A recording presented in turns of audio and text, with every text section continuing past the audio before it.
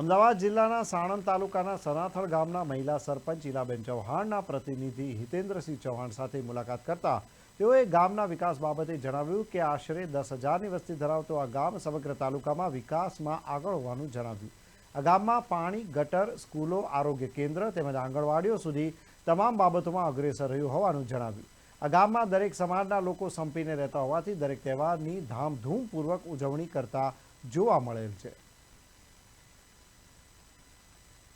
અમદાવાદ જિલ્લાના સાણંદ તાલુકાના સનાથલ ગામમાં આજે અમે મુલાકાત લીધી છે, જેમાં જે સરપંચ મહિલા સરપંચ છે ઈલાબેનના પ્રતિનિધિ આજે આપણી સાથે છે, કારણ કે તેઓ પૂર્વ સરપંચ રહી ચૂક્યા છે।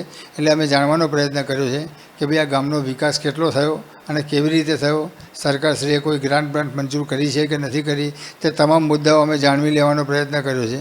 આપણી સાથે સરપંચશ્રી હાજર છે, જાણીએ। સાહેબ, શું કહેશો? તો ગામના વિકાસને લઈને તમે શું કહેવા માગો છો? મારું નામ ચૌહાણ હિતેન્દ્રસિંહ।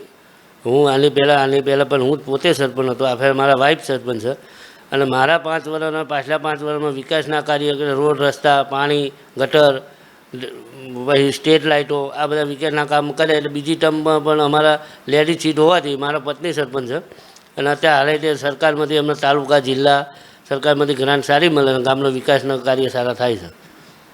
કેટલી વસ્તી હશે ગામની? અમારા ગામની વસ્તી ટોટલ અમારે 4 પર આવે: સનાથલ ગામ, શાંતિપુરા, પેટાપરું, જીવનપુરા, પેટાપરું, ઉલારિયા। ટોટલ વસ્તી થાય અમારી 15,000 અને અમારા સનાથલ ગામની વસ્તી થાય 10,000। તમારે જ્યારે ચૂંટણી આવે તો તમારે આ 4 ગામ અંદર આવરી લેવામાં આવે છે? હા, ચૂંટણી વખતે સરપંચમાં આવી જાય, અમે તાલુકામાં, જિલ્લામાં અમારા એક જ સીટ આવે। વિધાનસભામાં વિધાનસભામાં આ 4 ગામ આવરી લેવાય। હવે આ ગામમાં કોઈ એવી વસ્તુ રહી ગઈ છે વિકાસને લઈને જે બાકી હોય? અમારા ગામમાં તો શું છે કે આજે અમારી બાજુમાં શેલા બોપલના જે સોસાયટી ડેવલપ થયું એના ગટરના પાણીની થોડીક સમસ્યા છે, અમારા ગામમાં આવી જાય છે। એટલે અમે સરકારને રજૂઆત કરી છે કે ભાઈ અમને પ્રશ્ન હલ કરો કે જેથી કરીને ગંદુ પાણી અમારા ગામમાં આવે નહીં। અને બીજું કે અમારા જે વરસાદના પાણીની નિકાલ આલી નર્મદા આવવાથી અમારા ગામના પાણીની સમસ્યા છે, વરસાદના પાણી, એ અમે સરકાર જોડે માગણી કરી છે કે ભાઈ તમે અમને નર્મદાની અંદર આ જે સાયફર છે એ રોંગ છે, અમને સીધું બની આલો, એવી અમે રજૂઆત કરી છે। એટલે એવું અમને એવું કીધું કે દિવાળી પછી જેને પાકનું બધું પતે એટલે અમને તમને એ કામ કરી આવીશું। એટલે ભાઈ અમારા ગામનો કોઈ બીજો પ્રશ્ન રહેતો નહીં। આજે તમે પાણીની સમસ્યા કીધી, ખાસ કરીને શેલાની ને બોપલની, એ લોકો કે એ સમસ્યા કેટલા વર્ષથી છે? એ સમસ્યા તો શું છે કે પહેલાં તો બધું ખુલ્લું હતું, પાણી જતું રહે। હવે બધે આજુબાજુ ડેવલપ થઈ ગયું, આડો રિંગ રોડ આવી ગયો એટલે પાણી સરખેજ બાજુ જતું બંધ થઈ ગયું। એટલે એની જે ગટર લાઈન છે એ ઉભરાય એટલે સીધું અમારા ગામમાં પાણી આવે। એટલે એ પાણીનો પ્રશ્ન અમે જે સરકારમાં રજૂઆત કરી, સરકારે ધ્યાનમાં લઈ અત્યારે ટેન્ડરની પ્રક્રિયા કરી કે જેથી રિંગ રોડે થઈને સાબરમતીમાં નાખી દે છે। એટલે એ કામ થઈ જાય એટલે એ પ્રશ્ન અમારો હલ થઈ જશે। પણ આ સમસ્યા તમે કહો છો છે, બરાબર છે, તો એ વખતે બી તમે રજૂઆતો કરી હશે જ્યારે બી શરૂઆત થઈ છે ત્યારે?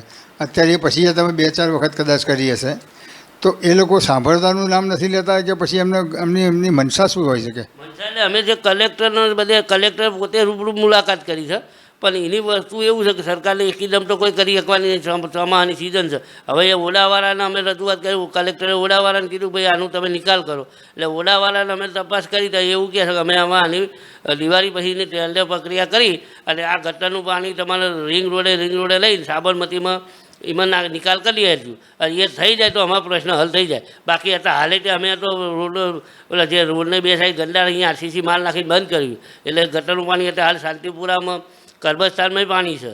એટલે એમને એ પ્રશ્ન અમારો અત્યારે હાલ મોટો છે।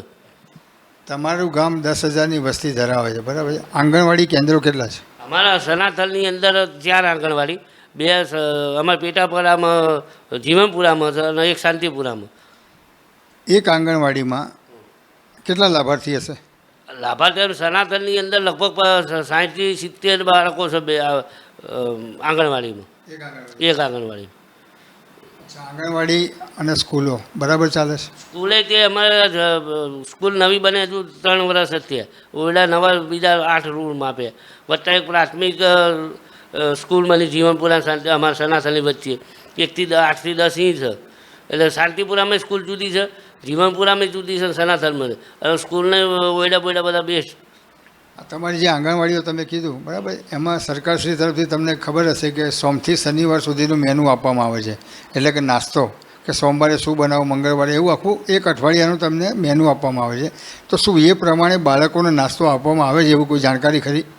એની વિઝિટ હું પોતે લઉં છું આંગણવાડીમાં જઈને, અમુક 8-10-15 દાડે. પણ એ જે બાળકો લઈને આવતા હોય એના વાલીઓને આપણે પૂછીએ ને એટલે એમ કે ભાઈ ના અમને બરાબર આંગણવાડી મળી રહે છે.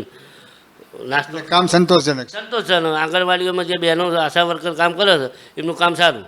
મધ્યાહન ભોજન મધ્યાહન એ સ્કૂલમાં થઈ, એ અમારી બાજુમાં જ છે સ્કૂલ, એટલે એમાંય તો હું 2-4 દાડા આંટો મારું એટલે એમાંય કોઈ તકલીફ નહીં. વત્તા આરોગ્ય કેન્દ્ર છે અમારે, જે અમારે 5 ગામનું એક આરોગ્ય કેન્દ્ર અમારે સનાથલમાં જ છે, જ્યાં ગરીબ દર્દીઓ હાથે એમાંય દવાની સગવડ ફૂલ સારી છે. તો મિત્રો, આ હતા આપણી સાથે ઈલાબેનના પ્રતિનિધિ. ઈલાબેન એટલે કે આપણા સરપંચ છે ગામના અને એમના પ્રતિનિધિ છે.